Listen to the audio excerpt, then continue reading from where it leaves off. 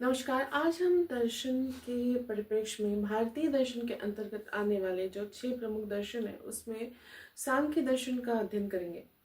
सांख्य दर्शन भारतीय दर्शन का बहुत ही महत्वपूर्ण दर्शन है।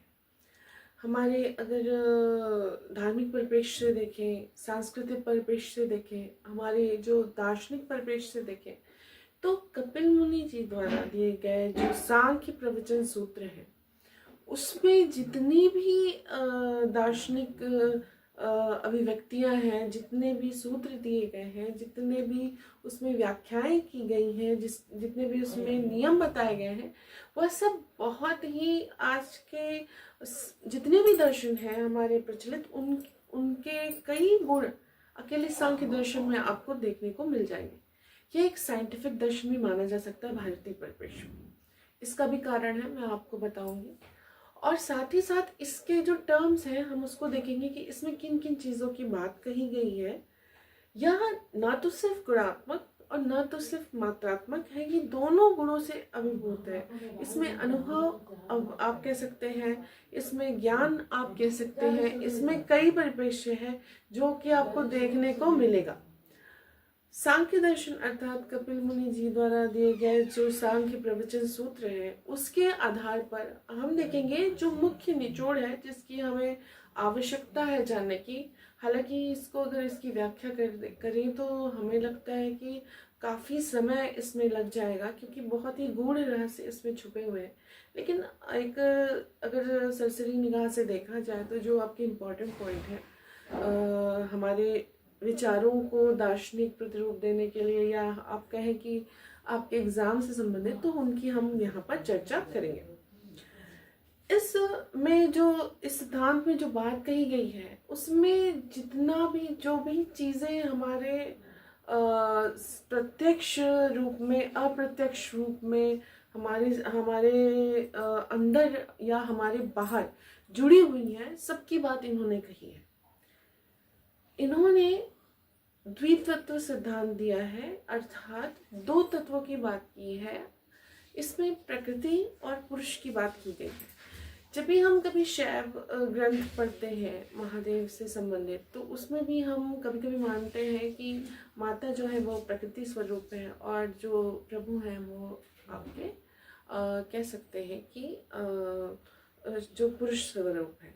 तो यहाँ पुरुष से अर्थात ये महिला पुरुष की बात नहीं की गई है। पुरुष अर्थात चेतना और प्रकृति अर्थात स्वभाव। व्यक्ति की जो चेतना है वह पुरुष स्वरूप है और जो उसका स्वभाव है, जो उसकी प्रतिक्रिया है, जो सक्रियता है, वह प्रकृति है।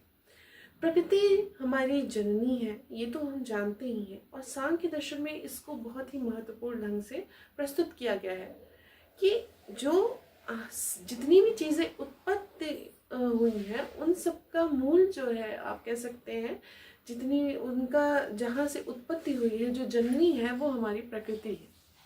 और जितनी भी चैतन्य रूप से, हालांकि निष्क्रिय है, वो चेतना जो जितनी भी चीज़ें हैं, आप ये कह सकते हैं एक तरह से इनडायरेक्टली आप कहें कि जो उसका जो प्रकृति की आत्मा, मतलब जिससे उससे संक्रिया करके ये संपूर्ण संसार चल रहा है, उसको यहाँ पर पुरुष की संज्ञा दी गई है। अब इसके जो मुख्य बिंदु है उसकी हम चर्चा करेंगे। अगर देखा जाए प्रकृति और पुरुष के बारे में जो इन्होंने कहा है उसको अगर संक्षेप में देखें तो प्रकृति जो द्वित्व है, प्रकृति और पुरुष की बात इन्होंने की है। प्रकृति क्या है? सक्रिय। आप इसको कह सकते हैं कि जितनी भी सक्रियता है इस समस्त संसार में, इस समस्त ब्रह्मांड में, वह सब प्रकृति के ही कारण है। लेकिन जो चेतना है वह क्या है? निष्क्रिय है। लेकिन बिना चेतना सक्रियता का कोई अर्थ नहीं है। इसका एग्जाम्पल इस दर्शन में दिया गया है कि जैसे कोई अंधा किसी लंगड़े को अपने कंधे पर हाथ रख के लक्ष्य तक पहुंचाता है, वैसे उस अंधे को जो है आप कह सकते हैं प्रकृति की संज्ञा, जो कि जो मतलब देख नहीं पा रहा है, प्रकृति की संज्ञा दी गई है। लेकिन वो उस सक्रियता किसको दिलाता है? जो लंगड़ा है उसको उस पुरुष की संज्ञा इन्होंने दी है एग्जाम्पल के थ्रू। इनके संयोग से जो पुरुषार्थ होता है उसी से ये ब्रह्मांड चलता है। इन्होंने एक और एग्जाम्पल दिया है चुंबक का और लोहे का, कि चुंबक की जो समीपता है वो लोहे को सक्रिय कर देती है, अर्थात लोहा अपनी जगह से नहीं हिल सकता, लेकिन चुंबक के कारण वो सक्रिय हो जाता है और अपनी जो संयुक्तता से आगे के कार्यकलाप होते हैं। इन्होंने कहा कि जो पुरुष है, अगर सिर्फ पहले पुरुष की बात करें तो पुरुष क्या है, चैतन्य है, चेतना रूप है, आप कह सकते हैं विवेक है, निष्क्रिय है, विशुद्ध आत्म तत्व है। जो आप इसको आत्मा की संज्ञा यहाँ डायरेक्टली नहीं दी गई है, लेकिन एक विशुद्ध आत्म तत्व जिसको हम इनडायरेक्टली रूप से आत्मा कह सकते हैं, लेकिन इन्होंने आत्मा की बात यहाँ पर नहीं की है। तो उसको कहा है कि वो निर्गुण है, इसका कोई गुण नहीं है या अपरिणामी है। अब जब निर्गुण है, निष्क्रिय है, तो अपरिणामी है, मतलब किसी चीज पे कोई चीज इस पर प्रभाव नहीं डाल सकता, ना ये किसी चीज को आप कह सकते हैं कि उपलब्धि को हासिल करता है खुद से, स्वयं से। यह दृष्टा है और मतलब जो देखने वाला नेत्र है, मूल है, आत्मा है, प्रत्यक्ष है। इसके अलावा इन्होंने कहा यह ज्ञाता है और जड़ है। अभी हम इसको कंपैरेटिव रूप में यहाँ पर देखेंगे। प्रकृति को इन्होंने कहा कि यह सक्रिय है, त्रिगुण रूपी है। त्रिगुण जो इसमें 3 गुणों की बात की गई है, सत्य, रज और तम की बात की गई। आपको भी पता है कि गुण जो है 3 प्रकार के होते हैं, सात्विक, राजसिक और तामसिक। होता होगा कि सिर्फ सात्विक गुण ही होने चाहिए हमारे अंदर, तो हमको राजसी या चलो ठीक है, हमको थोड़ा आराम और थोड़ा वैभव भी चाहिए, तो हम कह सकते हैं कि हमारे अंदर तामसिक बिल्कुल नहीं होना चाहिए। पर यह चीज यहाँ पे आपको देखने की मिलेगी, इसी को कहते हैं दर्शन, कि सत्य रज तम की साम्यावस्था से ही यह प्रकृति संचालित होती है। तीनों गुण आवश्यक है। यदि ये तीनों गुण नहीं हुए साम्यावस्था में, तो जो आप कह सकते हैं कि एक विकृति उत्पन्न हो जाती है। जब प्रलय आती है तो कहा जाता है कि जो यदि सत में सत, रज में रज, तम में तम विसर्जित होता है, तो साम्यावस्था बनी रहती है और फिर से आप कह सकते हैं कि पुनर्जीवन की संभावना बहुत प्रबल हो जाती है। लेकिन अगर किसी एक गुण की प्रधानता ज्यादा है, तो उससे भी आप कह सकते हैं व्यक्ति ही नहीं, पूरे ब्रह्मांड का जो स्वरूप है वो बदल जाता है। अगर चर्चा करें कि आपका सत्य जो गुण है इसकी प्रधानता हो और उसके अधीन रज और तम हो जाए, तो सुख और प्रकाश आपके उत्पाद रूप में प्राप्त होते हैं। यदि रज आपका गुण है, इसकी प्रधानता हो जाए, तो आपका जो दुख और क्रिया, अब देखिए सुख और प्रकाश मतलब एक तरह से आप कहेंगे कि जैसे कि ऐसी परम सुख की अनुभूति, लेकिन इसमें क्रियाशीलता नहीं है। इसके लिए आवश्यकता है रज की। अगर रज की प्रधानता रहती है तो क्रिया होती है, लेकिन हाँ, क्योंकि हम क्रिया के प्रति जो परिणाम है उससे हमें सुख दुख भी होता है, प्लस आपकी जो रजो प्रवृत्ति है आपके स्वसुख की, उसकी बात यहाँ करें तो अगर वो चीज नहीं प्राप्त होती तो हमको दुख भी होता है। अब तम गुण की अगर बात करें तो आपका जो तम गुण है वह मोह और प्रतिरोध उत्पन्न करता है। कहा जाता है कि ये संसार एक माया है हमारे दार्शनिक परिप्रेक्ष्य में, और यदि यह मोह और माया नहीं होगी तो सब एक दूसरे से विरक्त हो जाएंगे, और विरक्ति के बाद किसी चीज की संभावना और उत्पादन की, या कह सकते हैं आगे आने वाले संसार की, भविष्य की, ये सब चीजें खत्म हो जाती हैं। जैसे हम क्या करते हैं कि हम अपनी संतानों के लिए एक अच्छे भविष्य के लिए अच्छी पूंजी संजोते हैं, अच्छी संपत्ति संजोते हैं, अच्छे व्यवहार बनाते हैं कि हमारी जो चीजें हैं उसको प्रतिफल के रूप में मिले। यही है मोह यदि हम संसार के अन्य प्राणियों के प्रति मोह नहीं करेंगे तो शायद हम भविष्य शून्य हो जाएगा। अगर सभी ब्रह्मचारी हो जाए तो फिर आप कह सकते हैं कि आगे आपको ना तो संतान उत्पत्ति होगी और ना ही आपका ये भविष्य संसार आगे बढ़ेगा, यहीं पे समाप्त हो जाएगा। इसलिए पूरे जितने गुण हैं उनकी बैलेंसिंग बहुत ही ज़रूरी होती है। साथ ही साथ प्रतिरोध, आपको भी पता है कि प्रतिरोध भी एक आवश्यक आपकी क्रिया है। बल यदि लगता है तो उसमें घर्षण अवश्य होना चाहिए, वरना बल को कंट्रोल करना इम्पॉसिबल हो जाएगा। अगर एक बिना घर्षण वाले चीज़ पे आप फिसलते हैं तो आप कभी रुकेंगे नहीं, शायद अनंत पे जाके रुके। यदि घर्षण होगा, प्रतिरोध होगा तो आपको वह रोक लेगा। अर्थात जो कंट्रोलिंग है, अगर गाड़ी में ब्रेक ना हो तो हम बीच के लक्ष्य तक पहुंच ही नहीं पाएंगे, सीधे ऊपर चले जाएंगे। तो ये बात होती है प्रतिरोध और मोह की। तो हमको समझने की आवश्यकता है कि तीनों गुण, ऐसा हमारी मेंटलिटी बन जाती है ना कि हाँ सतगुण सबसे अच्छा है। अच्छे की बात यहाँ नहीं है, हमको बैलेंस करना है, संतुलन करना है। अब कहें कि महिला बहुत अच्छी है तो सिर्फ महिलाएं रहे, या पुरुष बहुत अच्छे हैं पुरुष रहे, तो ये संसार आगे बढ़ ही नहीं सकता। इसलिए तीनों जो गुण हैं उसकी बैलेंसिंग यहाँ पर बहुत ही आवश्यक होती है। अब आगे चर्चा करें। जैसा कि यहाँ कहा गया चेतना निष्क्रिय चेतना है और तो प्रकृति क्या है, इसका अपोजिट सक्रिय। आप ये समझिए कि विरोधी गुण कितने महत्वपूर्ण होते हैं। यहाँ विशुद्ध आत्म तत्व की बात कही गई है, निर्गुण की बात कही है, यहाँ सगुण या सगुण में त्रिगुण की बात की गई है, सत्रह से तम। यहाँ कहा अपरिणामी है, तो अलक्ष्य है इंसान, एक पार्टिकल, मतलब आप कह सकते हो कि इस समस्त संसार को संचालित करने के लिए विभिन्न आपकी पड़ाव है जिसको पार करना है। अगर आप उन पड़ावों को नहीं पहुंचना चाहेंगे, अर्थात मतलब ठीक है सब ना पहुंचे, लेकिन नहीं पहुंचेंगे तो विश्व में कल्याण कैसे होगा दूसरे जीवों का। भले हम अतिक्रमण कर रहे हैं, जंगल काट रहे हैं, जीवों को मार डाल रहे हैं, लेकिन हमारी उत्पत्ति जो मनुष्य के रूप में हुई है वो इसीलिए हुई है कि हम एक बुद्धिजीवी हैं और बाकी जीवों के संरक्षण के लिए, संचालन के लिए, उनके सुख के लिए, उनके दुखों को दूर करने के लिए कार्य करेंगे, जबकि हम उसका उल्टा व्यवहार कर रहे हैं।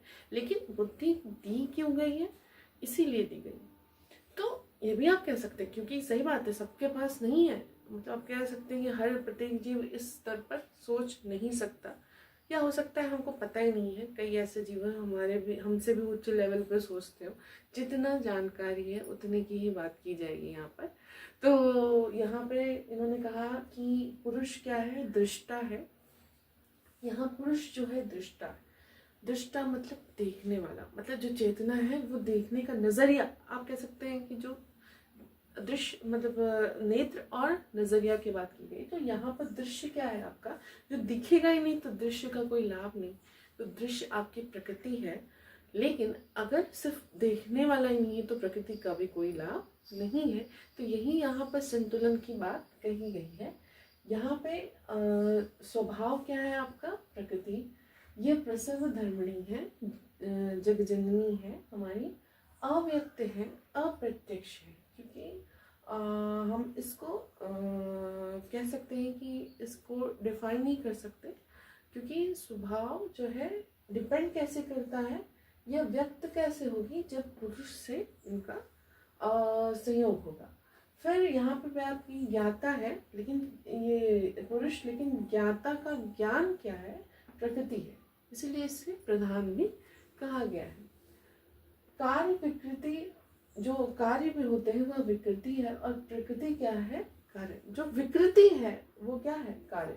जैसे जिस कारण से कोई कार्य होता है तो वो कारण क्या है? प्रकृति।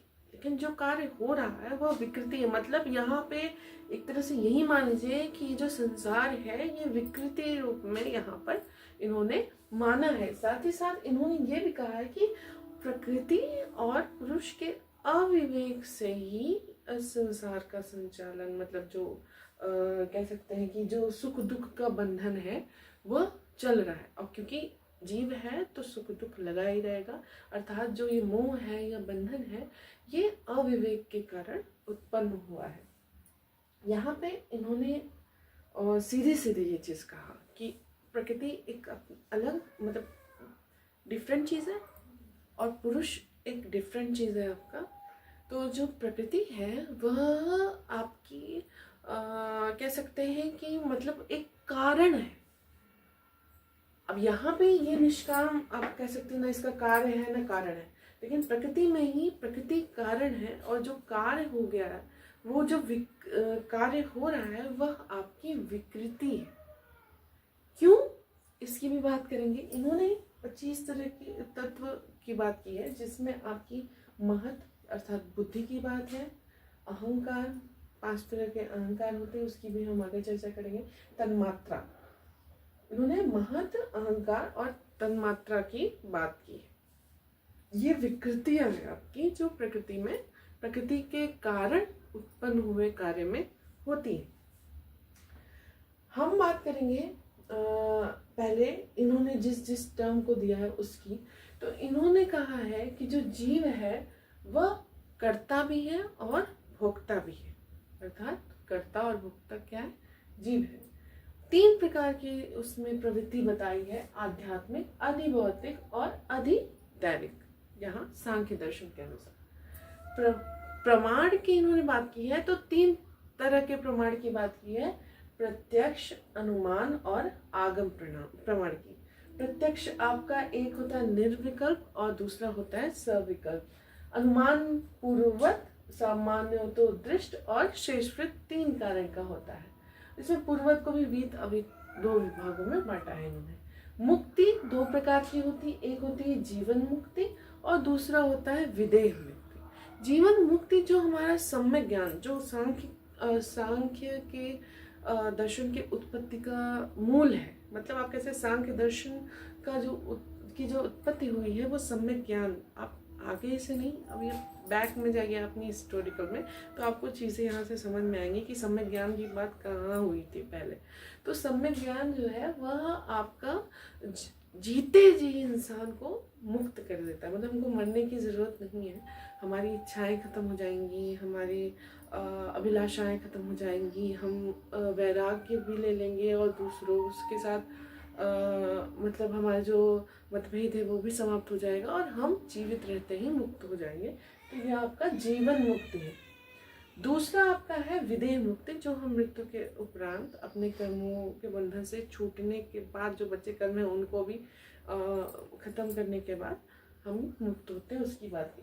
पंच महाभूत की अगर बात करें, आपको पता होगा, क्षितिज, जल, पावक, गगन समेत, पृथ्वी, जल, वायु, आकाश और तेज। तेज मतलब अग्नि की बात यहाँ पे की है। तन्मात्राएं, इसको अहंकार भी आप कह सकते हैं। यह भी 5 है, शब्द, स्पर्श, रूप, गंध और रस।